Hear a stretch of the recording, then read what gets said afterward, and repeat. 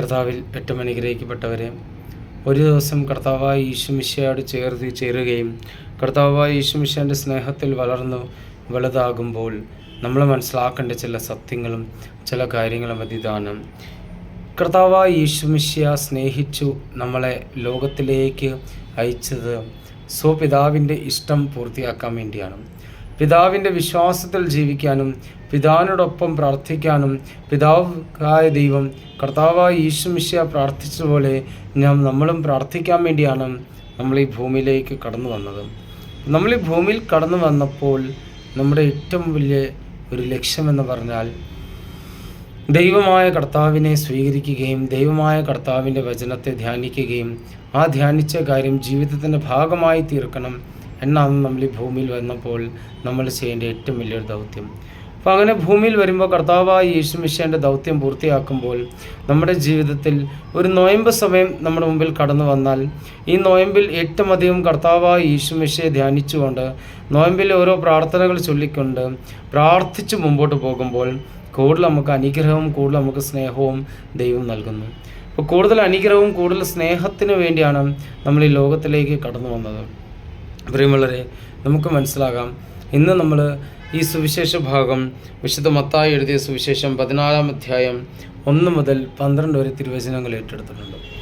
നമ്മുടെ ധ്യാന വിഷയത്തിന് ഈ വിശുദ്ധ മത്തായിൻ്റെ സുവിശേഷം 14-ാം അധ്യായം 1 മുതൽ 12 വരെ തിരുവചനങ്ങൾ ഏറ്റെടുത്തതിൽ ഒറ്റ ഒരു ഉദ്ദേശമേ ഉള്ളൂ. അത് മറ്റതൊന്നുമല്ല, കർത്താവിന് വേണ്ടി എൻ്റെ ജീവൻ പോയാലും ഞാൻ ഒരിക്കലും പിന്മാറി നിൽക്കത്തില്ല. കർത്താവിന് വേണ്ടി എനിക്ക് എത്ര നഷ്ടങ്ങളുണ്ടായാലും അതെല്ലാം ഞാൻ സഹിക്കും.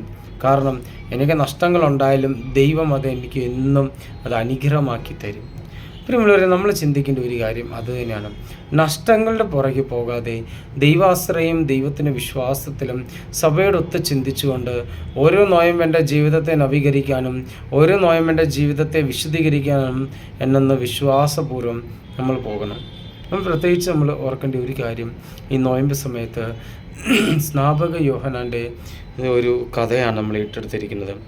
അപ്പോൾ നമ്മൾ മനസ്സിലാക്കേണ്ട ഒരു കാര്യം, 2 കാര്യങ്ങളാണ് ഈ ഒരു സുവിശേഷ ഭാഗത്തിൽ കാണുന്നത്. ഒന്ന്, സ്നാപക യോഹന്നാൻ കാരാഗൃഹത്തിലാണ്. മറ്റേ സ്ഥലത്ത് രാജാവിൻ്റെ മകൾ നൃത്തം കളിക്കുന്നു, രാജാവിനെയും ഒരുപാട് സന്തോഷിപ്പിക്കുന്നു. ഈ ലോകത്തിൽ സന്തോഷമെല്ലാം അതിൻ്റെ വഴിക്കന്ന് പൊക്കോളും. നമ്മളൊന്ന് സന്തോഷത്തിന് പുറകെ പോകേണ്ടവരല്ല. സന്തോഷമല്ല അതിൻ്റെ വഴിക്ക് നടക്കും. മദ്യപാനികൾ മദ്യപിച്ച് തന്നെ നടക്കും. സന്തോഷത്തിന് പുറകെ സന്തോഷം നടക്കും. പക്ഷേ കർത്താവിന് വേണ്ടി ഞാൻ എന്ത് ചെയ്തു? ഞാൻ ജനിച്ച ഇത്ര വർഷത്തിന് ശേഷം എൻ്റെ യേശുവിന് വേണ്ടി ഞാൻ എന്ത് ചെയ്തു? എൻ്റെ ഇത്ര വർഷത്തെ ജീവിതത്തിൽ എൻ്റെ യേശുവിന് വേണ്ടി ഞാൻ എന്ത് ചെയ്തു? അല്ലെങ്കിൽ എൻ്റെ യേശുവിടെ സ്നേഹത്തെ വളർത്താൻ വേണ്ടി ഞാൻ എത്രത്തോളം ശ്രമിച്ചു?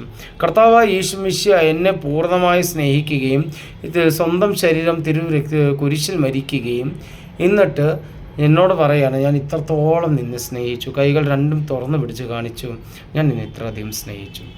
അങ്ങനെയെങ്കിൽ നമ്മൾ എത്രത്തോളം കർത്താവിനെ സ്നേഹിച്ചു എന്നൊരു ചോദ്യത്തിനൊരു പ്രാധാന്യമുണ്ട്. ഇവിടെ 2-ാമത്തെ ഭാഗത്ത് സ്നാപക യോഹന്നാൻ്റെ ശിരസ്സ് എടുത്തു ഒരു പാത്രത്തിൽ വെച്ചുകൊണ്ട് രാജാവിനെ കൊടുക്കുമ്പോൾ നമ്മൾ മനസ്സിലാക്കേണ്ട ഒരു കാര്യം, ഈ ലോകത്തിൽ കർത്താവിന് വേണ്ടി നിൽക്കണം. ഈ ഒരു സുവിശേഷ ഭാഗം നമുക്കൊരു ആത്മധൈര്യം കൂടി നൽകുന്നുണ്ട്. ഈ ആത്മധൈര്യം പരിശുദ്ധാത്മാവിൻ്റെ ഒരു ഫലമാണ് നമുക്കറിയാം. അപ്പോൾ ഒരു ആത്മധൈര്യം കൂടി ഈ സുവിശേഷ ഭാഗം നമുക്ക് തരുന്നുണ്ട്. നിൻ്റെ വിശ്വാസം എത്രത്തോളം ഉണ്ട് അത്രത്തോളം നീ ജീവിക്കണം. നിൻ്റെ വിശ്വാസം എത്ര ആഴത്തിലുണ്ട് അത്രത്തോളം നീ പ്രാർത്ഥിച്ച് ജീവിക്കണം. നിൻ്റെ വിശ്വാസത്തിൽ നീ ദൈവത്തെ മാത്രം തേടുകയും ദൈവത്തെ മാത്രം അന്വേഷിക്കുകയും ദൈവനാമത്തെ മാത്രം ജപിച്ചുകൊണ്ട് നീ ജീവിക്കണം. എന്നിട്ട് ദൈവനാമത്തെ മാത്രം ജപിച്ച് നീ ജീവിച്ചാൽ കൂടുതൽ അനുഗ്രഹങ്ങളും കൂടുതൽ കൃപകളും മാത്രമേ നിങ്ങൾക്ക് നൽകത്തുള്ളൂ. പ്രിയമുള്ളവരെ, ഏറ്റവും അധികം ഈ സുവിശേഷ ഭാഗത്തിൽ നമ്മൾ മനസ്സിലാക്കേണ്ട കാര്യം, കാരാഗൃഹത്തിൽ ബന്ധിച്ചിട്ടാലും ദൈവം നിൻ്റെ കൂടെയുണ്ട്.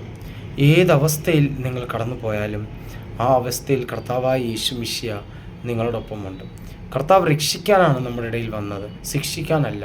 അപ്പോൾ നമുക്ക് മനസ്സിലാക്കണം, നമുക്ക് മനസ്സിലാക്കണം, നമ്മൾ വിശുദ്ധ മത്തായിൻ്റെ സുവിശേഷത്തിൽ നമ്മൾ കാണുന്നുണ്ടല്ലോ, സഖ്യവസിൻ്റെ കാര്യം നമ്മൾ കാണുന്നു. വിശുദ്ധ ലൂക്കോസിൻ്റെ സുവിശേഷത്തിൽ നമ്മൾ സഖ്യവസിൻ്റെ കാര്യം കണ്ടിട്ടുണ്ട്.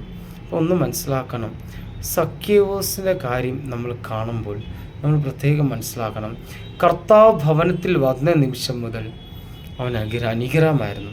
കർത്താവ് ഭവനത്തിൽ വന്നപ്പോൾ അവൻ പറഞ്ഞ ചില വാക്യങ്ങളുണ്ട്. ഞാൻ ആരുടെയെങ്കിലും വഞ്ചിച്ചെടുത്തിട്ടുണ്ടെങ്കിൽ 4 ഇരട്ടി ഞാൻ തിരിച്ചു കൊടുക്കാം. പ്രിയമുള്ളവർ, ഇതായിരിക്കും നമ്മുടെ മനോഭാവം. എനിക്കൊന്നും വേണ്ട, ക്രിസ്തുവിന് വേണ്ടി എനിക്കൊന്നും വേണ്ട, ക്രിസ്തുവെ മാത്രം മതി. അപ്പോൾ ആ സഖ്യവസിന് ദൈവത്തെ വേണം, ദൈവത്തെ കാണണം. അങ്ങനെ കണ്ടപ്പോൾ എന്ത് ചെയ്തു? ആദ്യമേ അവൻ ഓടുന്നു, മരത്തെ കയറുന്നു. എന്നിട്ടും തീർന്നില്ല. കർത്താവ് വരുമ്പോൾ കാത്തിരിക്കുന്നു. കർത്താവ് വന്ന് തിടുക്കത്തിൽ വിളിച്ചിറക്കുമ്പോൾ അവൻ ഇറങ്ങി വരുന്നു. ഇതല്ലായിരിക്കണം നമ്മുടെ ജീവിതം. എത്ര സങ്കടങ്ങളും കഷ്ടപ്പാട് വന്നാലും ദൈവത്തിന് വേണ്ടി വിശ്വാസപൂർവ്വം വിശുദ്ധിയിൽ ജീവിക്കണം. ആ വിശുദ്ധിയും ആ വിശ്വാസം മാത്രമേ നമ്മളെ കാത്ത് സംരക്ഷിക്കും. ഈ ഒരു നോയമ്പ് സമയത്ത് നമുക്ക് വേണ്ടിയത് ചില കാര്യങ്ങൾ. ആത്മധൈര്യം ഉണ്ടാവണം. ആ ധൈര്യത്തിൽ നിന്ന് സ്നേഹത്തിലേക്ക് നമ്മൾ മാറണം. ആ സ്നേഹം നമ്മളെ രക്ഷിക്കും. രക്ഷിച്ച സ്നേഹത്തെ ദൈവത്തിലേക്ക് സമർപ്പിച്ച് കൂടുതൽ അനുഗ്രഹം പ്രാപിക്കണം. ഈ നോയമ്പ് ആത്മധൈര്യത്തോടെ വിശ്വാസത്തോടെ കർത്താവിനോട് ജീവിച്ചുകൊണ്ട് സഖ്യവസിനെ പോലെ നമ്മളെ തന്നെ പൂർണ്ണമായ ഒരു മനസ്സാന്തരം നൽകിക്കൊണ്ട് പശ്ചാത്തപിച്ചുകൊണ്ട് തിരിച്ച് കർത്താവിലേക്ക് കടന്നു വരാം. ദൈവം അനുഗ്രഹിക്കട്ടെ. നിത്യപിതാവിനും പുത്രനും പരിശുദ്ധാത്മാവിനും സ്തുതി, ആദ്യം മുതൽ എന്നേക്കും. ആമേൻ.